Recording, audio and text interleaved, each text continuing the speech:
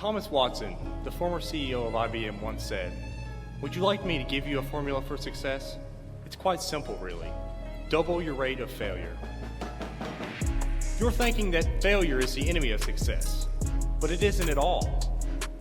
You can be discouraged by failure, or you can learn from it. So go ahead and make mistakes. Make all that you can, because remember, that's where you will find success. There are two ways I can think to find success in the world. And the first one is to take risk. Watson was right when he said that success is often found from failing. Unless you plan to happen upon extreme luck by winning the lottery or something like that, you're going to have to go out into the world and make something of yourselves, right? Have a plan. Go to college, enhance your human capital, and go out into the world and make something of yourselves. The extent of human capital and how it is applied determines your success in life.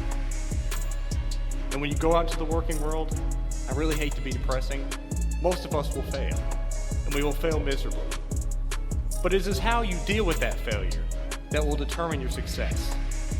The worst thing you can do is accept it. Do not accept it. The only thing you should be accepting is that failure is natural and that you're becoming better through that process.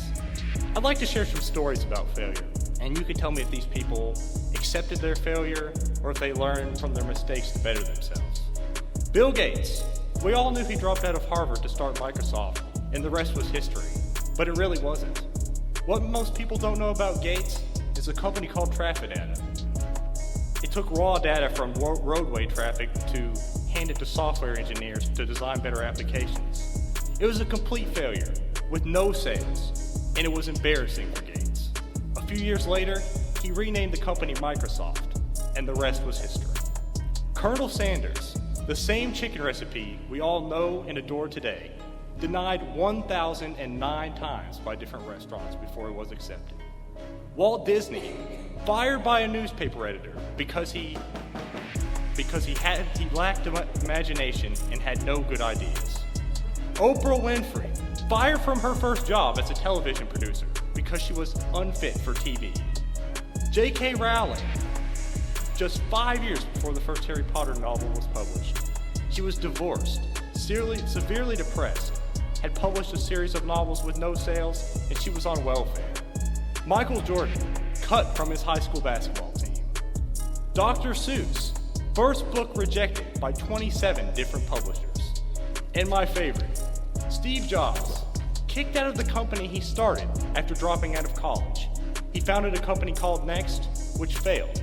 In the meantime, was hired at Pixar, brought Pixar to the company we know it as today. 10 years later, Apple is failing and begging for him to come back. Of course he accepted, and the rest is history. Why am I telling you about these people that failed? The point is that failure is the seed of opportunity.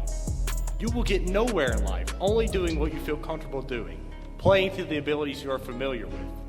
We're all human. We all have, more or less, the same potential as the next person. Go out into the world, take risk, make mistakes, get back up, and go forward carrying the knowledge of your endeavors.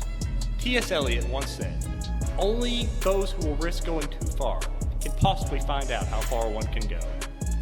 The second way I think you can find success is to never settle. When you go to college and graduate, which I surely hope all of us will graduate eventually, you'll go out into the job of your dreams, you'll have a beautiful family, so maybe some of us will pursue a professional degree. Great. All of this is great. But what you will find most among most business leaders at the top is their insatiable appetite for more. They start out as factory workers and managers, and then managers of managers, and then maybe eventually CEOs. The CEOs are the people who find their destiny and they see it out to the end.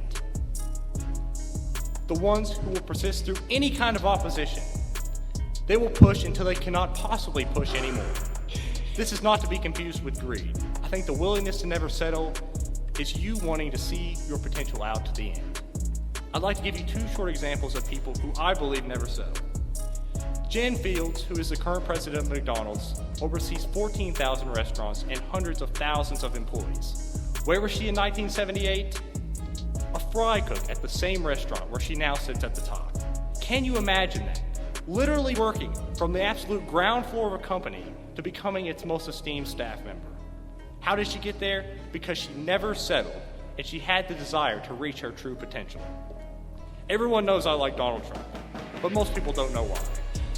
In the 60s, he entered into real estate with his father, and they were a big success. They made millions every year on various projects in Brooklyn. In 1971, he went against his father's wishes and moved to Manhattan. Why?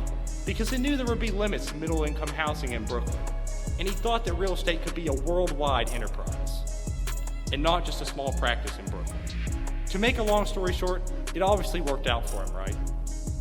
But what is inspirational to me is that he turned down what was obviously set up for him as a comfortable life, to fulfill a dream, to go out on a whim, to take risk and to fail, and to never settle.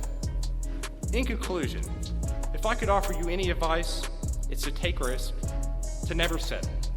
If you find yourself questioning if you were meant for more, if your potential outweighs your current circumstance, it probably does. One of my favorite quotes to live by is, shoot for the moon. Even if you miss, at least you'll land among the stars. Thank you.